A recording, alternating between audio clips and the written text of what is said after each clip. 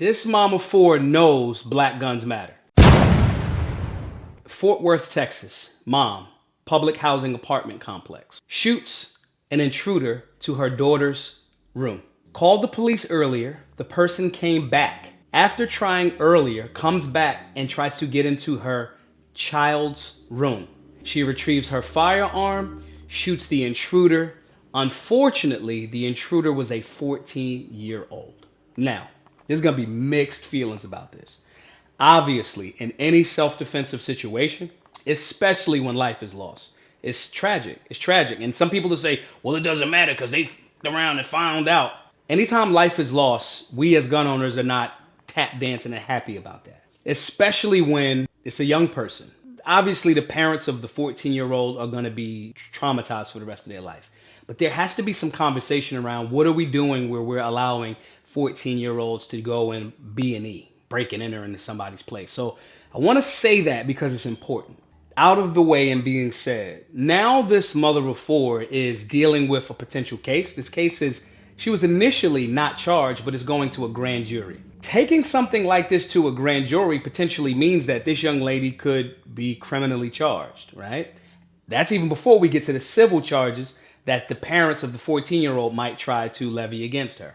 On top of that, the apartment complex where she actually lived is now saying, we're going to evict you. We're going to put you out. Now, obviously, there's constitutional rights of everyone having the means to defend themselves. But there's certain public housing, there's certain apartment complexes, there's certain things that are private establishments, even if they sometimes get a little bit of money from the state, that can say, we, as a condition of you living here, we don't want you to have a firearm.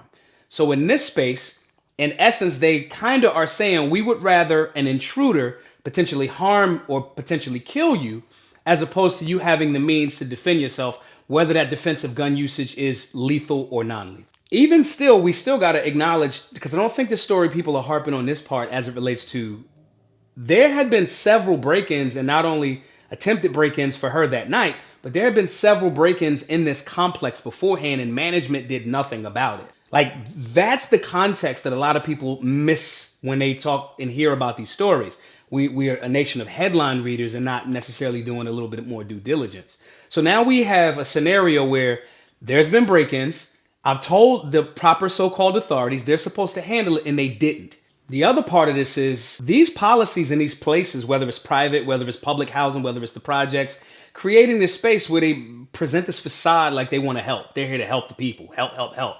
But then at the same time, you want to put policies in place that stops a person. And a lot of times these public housing or low income places might be in a rough neighborhood.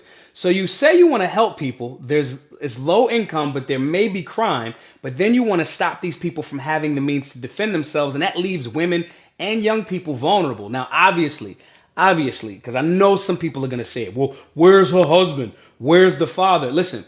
As a libertarian, as a father, as a person that wants to be a solid husband, that's what I'm gearing myself up for. 100% agree with that. However, that's not everybody's current reality and circumstance. And if that happens to be a mother of four's current reality and circumstance, we can't blame it just on, well, it should have had a man there to defend, right? And notwithstanding, I don't care what any human's situation is. A human, male or female, or whatever you identify as now, you have the human right to defend life. So it doesn't matter if she was just her and her children, or if it was just, because the argument could have been the other way. Well, he a man, he was supposed, no. Every human in any space has a human right to defend themselves, their family, loved ones, and complete strangers. This is a human right. I look forward to seeing the direction of this conversation. We kind of put some energy towards it on the social media tip. Shoot over to Twitter or X, whatever they're calling it now.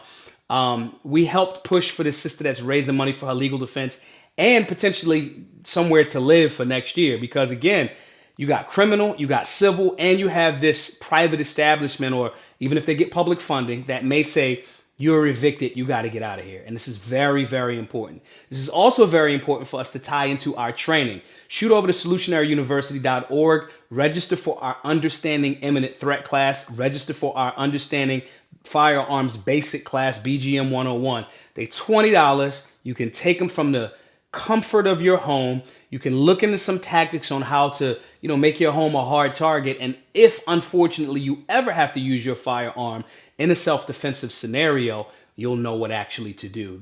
We're going to stay up to date on this course. We're going to use this as a teachable moment, and we're all going to make sure that we're being safe and being solutionary.